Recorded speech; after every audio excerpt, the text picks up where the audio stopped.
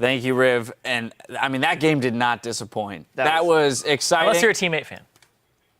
Well, it was the closest game of the day. That was, it was, fun. Insanely back and forth. 2-for-1 trades, 3-for-2s, fight after fight after fight. Fights. We're looking, okay, where can we find a team fight that can illustrate the closeness of this game? And there were so many cool things about this.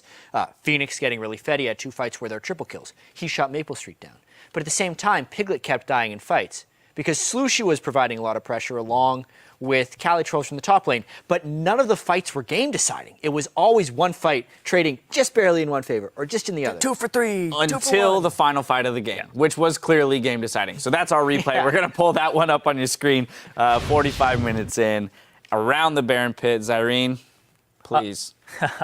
So Teammate had been having a bunch of fights where they are engaging and everybody was there to back them up. Then they had a couple near the end where they weren't all coming in at the same time, and this is another example of that. They're doing the Baron, the scrying orb comes down. Cali Trolls is actually kind of far away from this fight, but he's going to get there as fast as he possibly can. And this was so chaotic. We can roll this right now only because the Baron steal was kind of unexpected. Team Liquid kind of wanted to peel off, but they left the Baron at such a low health bar. The teammate said, all right, we can get the Baron. But that kind of ended up spelling their doom because instead of Porpoise popping up and knocking up 4 or 5 people to combo with the Heckermalt, he takes the Baron and is out of the fight, which means the solo tank Cali Trolls is able to be focused down.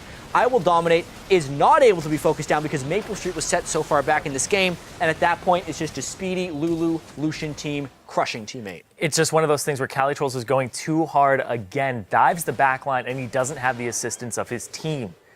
I mean, talked about it a long time ago where it was Cali Trolls, when he goes in, if you don't follow him, you're wrong. Because he's going to go in. Yep. But this was one of the fears going into this game when looking at the 2 compositions, seeing the Lucian with the support of the Lulu and the Janna. Yeah. When it goes late enough, the threat of the Lucian on your front line is a lot greater than the Corki is to the Sejuani. And we saw it manifest there 45 minutes in. Sedge is still alive when Hecarim goes down. Yeah, just a huge tank line for them, but also the amount of damage that Corki was doing was much lower. He got a QSS 3rd item. He was a whole item behind 60 CS at one point, multiple kills under Piglet. So Piglet was getting a lot of the kills on that, and that's how he got that extra item spike over him, the ability to chunk out Cali Trolls, and then just all the peel back support too.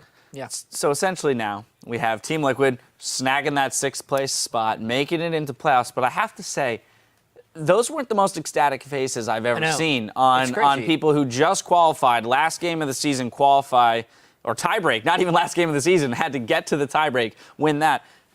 I've been watching I Will Dominate since he came into the LCS, and he is pretty much always pumped after wins, especially big wins. And this was the biggest win of Team Liquid's season. But I think, it's the difference between excitement and relief. I think that team was more scared of failure, of not making the playoffs, and now they're just like, oh, thank God we made it into the playoffs. And that's what it felt like. It's almost because they've undershot their own expectations so heavily. Week 1, when they had Keith as a substitute, 2-0'd against some decent competition, and we're thinking, and we're only going to go up from here. We're getting a world champion as AD carry. And the whole season from that emotional high has been downhill. Yeah. So we'll see how they can perform in the playoffs, but mentally they still seem a little bit damaged. Yeah, I think from here the key for them is going to be turning themselves around mentally. And as you said, it's been downhill. Now it's time to revert that. They're finding identity. This is the right start to move in that direction. Now, just lastly, want to touch on Teammate as they did not qualify with this. They are in 7th.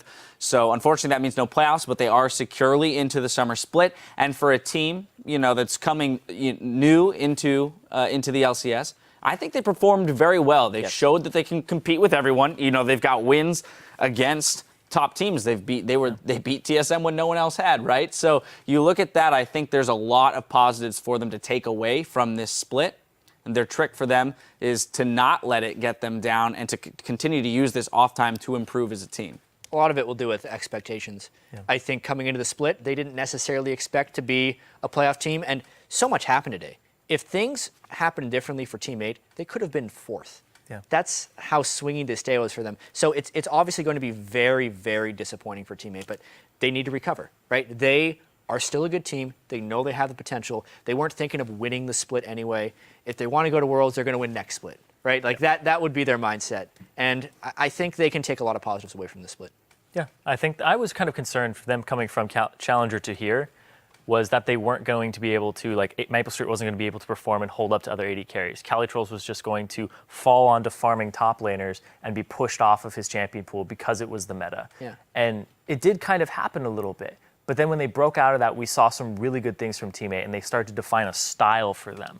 So as they refine that over time, there's a lot of good things in that team. Slooshy, Porpoise Pop stepping up mid-season was just wonderful to see from that team. So they've grown exponentially, and a lot of people put them near the bottom. And the fact that they're kind of near the bottom, but also making plights towards the middle, like making strives towards it, was really impressive to see. So props to Teammate for this season. Want to see them continue to evolve and push their limits. Let's update the standings to see how that game changes things. Team Liquid have claimed the final spot in the spring playoffs and will face the loser of our next tiebreaker in the quarterfinals.